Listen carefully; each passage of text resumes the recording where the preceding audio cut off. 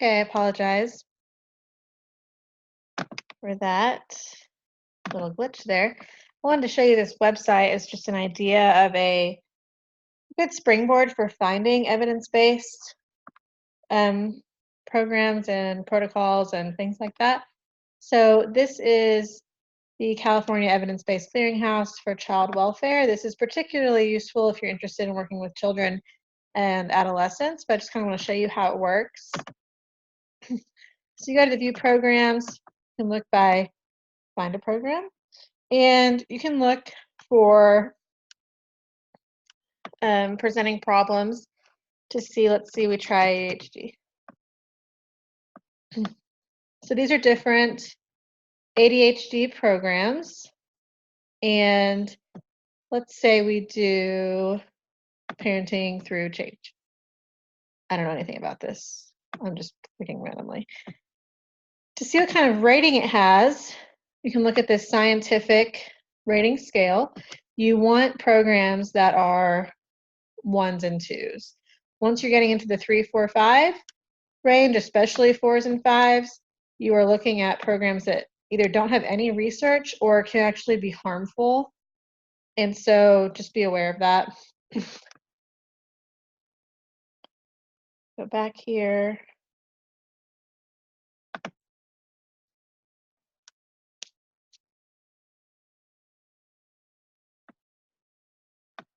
Apologize.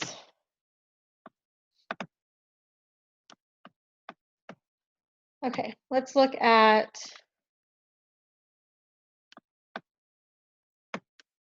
a list of topic areas.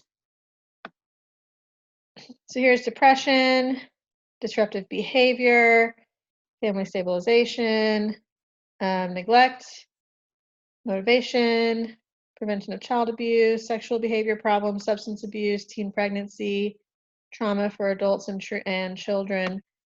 And let's say you wanted to look at child and adolescent trauma treatment. This is going to tell you different programs by how well supported they are. And so trauma focused CBT, for example, is one that we know is super effective.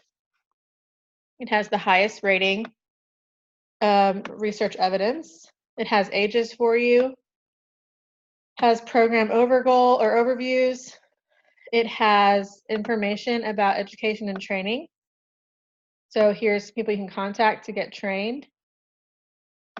Who does the training? How does the training work? You can look at peer reviewed research, which this one would have tons of studies, but it tells you the kinds of studies done, what kinds of populations it was done on, and you can then take this information to our library website, for example, and look into it more.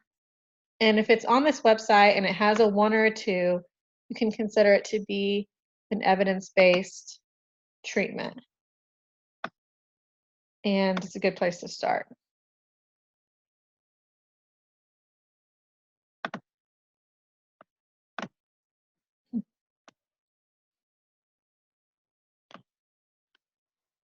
So once you've attained, some of those trainings might be a book that you read or a treatment protocol that you go through, and then some are going to be more intensive, like that trauma-focused CBT, parent-child interaction therapy, where you're talking about 5 days of training plus supervised practice. But if you were to get called to testify or a complaint was filed against you for practicing outside of your competence, this is how you would prove competence, the lengths that you went to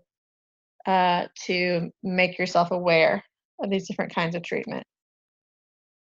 And then finally, one important aspect of our field is when you delegate work to others. One area I definitely want to talk about within this, and we'll talk about it again when we talk about confidentiality specifically, is what does your front desk staff need to know? Let's say you're working at a larger agency. They're doing a lot of the intake screenings, right? People that call in, they're trying to find a good clinician for them. They need to have some basic competence in confidentiality, what they can say and what they can't say. You need to take reasonable steps to assure that they are not speaking outside of their expertise. And this also goes to referring out clients. Let's say that you are moving or you have medical issues coming up or you're taking time off. You need to find a client find another clinician who has competence or, reported competence in an area that will help. For example, with that case I mentioned earlier with the young man who was dealing with some gender identity issues, he ended up moving a couple months after that, after he came out about that. And when he was moving, he wanted to continue therapy.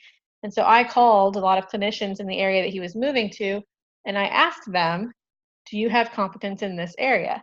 And that's how we found him a good therapist in his new home. The last thing I want to talk about with competence is if you have a personal issue with this client for whatever reason, you don't initiate taking that on, you don't persist in it, and you don't risk it. So let's say you have a history of being a victim of sexual assault. And by working with a woman who has recently experienced sexual assault, you are triggered and upset and can't separate yourself from it. It is your responsibility as a clinician to say no to that case. You don't abandon them, you find someone else for them. You don't initiate taking that on just to prove how strong you are. You don't persist in keeping that case. You don't risk hurting the client or hurting yourself as far as your own well-being and your own mental health. So know what your boundaries are, know what things you cannot do, and go from there.